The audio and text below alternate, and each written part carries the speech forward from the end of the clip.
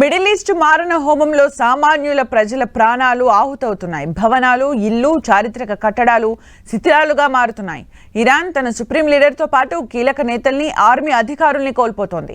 శనివారం ఖమేనీ, ఆయన కుమార్తె, అల్లుడు, మనవరాలు మృతి చెందగా 2 రోజుల తర్వాత ఖమేనీ భార్య బౌన్సరియే ఖోజాస్తే ప్రాణాలు విడిచింది. ఇటీవల ఖమేనీ మృతికి కారణమైన దాడుల్లోనే ఆమె కూడా తీవ్రంగా గాయపడినట్లు తెలుస్తోంది.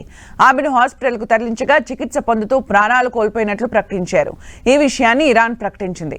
శనివారం నుంచి ఇరాన్, ఇజ్రాయెల్, అమెరికా మధ్య యుద్ధం మొదలైంది. అకస్మాత్తుగా ఇరాన్పై అటాక్ చేశాయి ఇజ్రాయెల్, అమెరికా. ఇరాన్ ప్రెసిడెంట్ ఆఫీస్పై 8 మిజైల్స్ ను ప్రయోగించింది అమెరికా. ఖమేనీ అత్యవసర సమావేశం జరిపిస్తుండగా పక్కా సమాచారం అందడంతో దాడులకు తెగబడింది. దీంతో ఖమేనీ సహా కుటుంబ సభ్యులు ప్రాణాలు కోల్పోయారు. ఖమేనీ హత్య తర్వాత ఇరాన్ ప్రతీకార దాడులు ప్రారంభించింది. ఇజ్రాయెల్తో పాటు గల్ఫ్ దేశాలపై కూడా దాడులు చేసింది.